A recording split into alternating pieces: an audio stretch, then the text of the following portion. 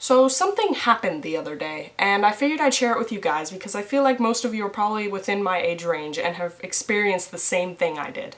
A lot of teenagers talk about it, and it's something that's really crippling sometimes. I'm talking about the existential crisis.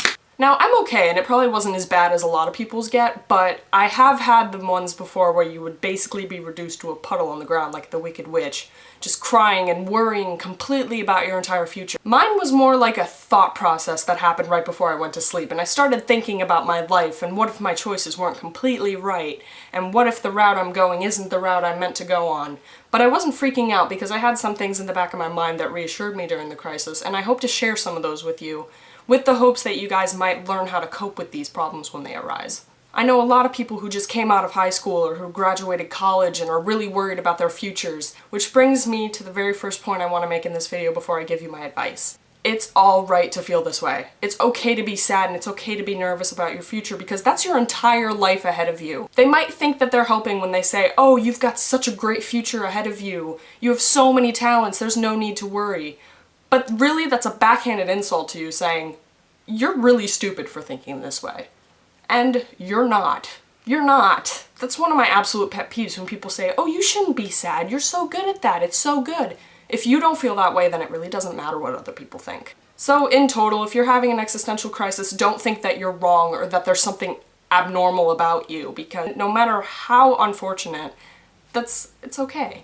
It's okay. With all that being said, I've learned from previous crises where I have been the Wicked Witch on the floor, just in a puddle of tears and sorrow and angst, how you can possibly cope with it, and maybe it'll make your crises in the future better or even get rid of them. Number one, don't feel like you have to go to college right away. If you just graduated from high school, I think the thing that society really pushes at people is you have to enter your four-year university right after you graduate, or else you're going to be put behind and you're just going to live life not completely prepared for it, and all that hooey. And just as it sounds, it's hooey. I took a semester off, but I know a lot of people who take gap years, or even a gap 2-year or 1.5 year, and they use it to work or travel, or just immerse themselves into things they love to do. And doing any of that might help you figure out what you want to do with your life. You might end up going back to a hobby or a passion that you really enjoyed and think, you know what? Somehow, some way I could make this work. Now, my semester off was probably a lot different than what most people do because it wasn't planned and it wasn't like I'd figured out ahead of time that I wanted to take that time off. Something happened and I dropped out of the university for the semester. I had everything signed up and I got through orientation and all that. And I stayed home and worked for the whole semester, and it honestly ended up being the best decision I've made in a really long time. A lot of people underestimate how some time, just a little bit of time, can really just put things into focus for you because you've stepped away from the situation and you can actually take a good look at yourself outside of the school system. It made me realize that I wanted to do writing more than anything.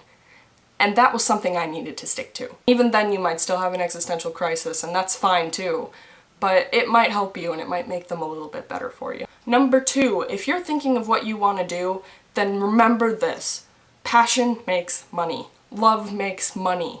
A title doesn't.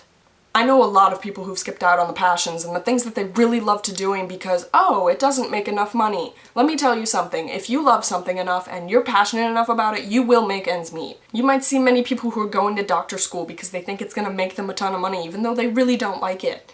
And maybe they'll get their doctorate and have the DR in front of their names. But at the end of the day, when you take away that DR, you've taken away everything about them that has garnered them successful. But you can't take someone's passion out of their heart. If that's still there, then someone else is going to see it and they're going to be like, hey, look at that person. They really love what they're doing. Numbers 3 and 4 kind of go hand in hand, but number 3 is one thing that really helped me as well. And that's the fact that I know I'm not alone. And it's not even the people around me. Think of the people I admire, especially authors, and like, wow, you know, these people are so successful now, but they probably were scared the same way I was one day. That at least once in their life, John Green or Bill Gates or somebody that you love and admire has sat down and been like, oh my gosh, what am I doing with my life? I'm a failure! And that should be comforting, because look where they are now. They've beaten the existential crisis, and they've learned, you know, it was okay for me to feel that way. Now I've got a direction, and you know what? Life feels really good. And number 4, you might have a family member, like an older sibling or even a parent or a really good friend that has the same issues, and you can just sit down and talk to them about how you feel. Because while they may not be able to solve your problems for you, having an ear sometimes is all it takes.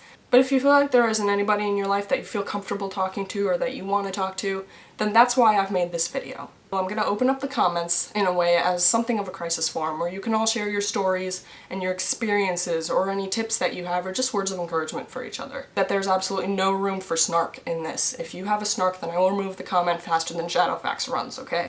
So if you're a troll, just go back under the bridge. So I declare this video, and my whole channel, really, as a safe zone, to where you can just get your hearts out and we can all just be roses coming out of ashes together.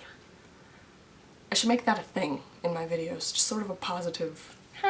So anyway, I encourage all of you to talk to each other and engage in a dialogue, and I'll answer you guys back and tell you some of my experiences, and maybe they'll help you too, and from each other's like-minded perspectives, maybe you can come to some sort of conclusion for yourself, at least temporarily.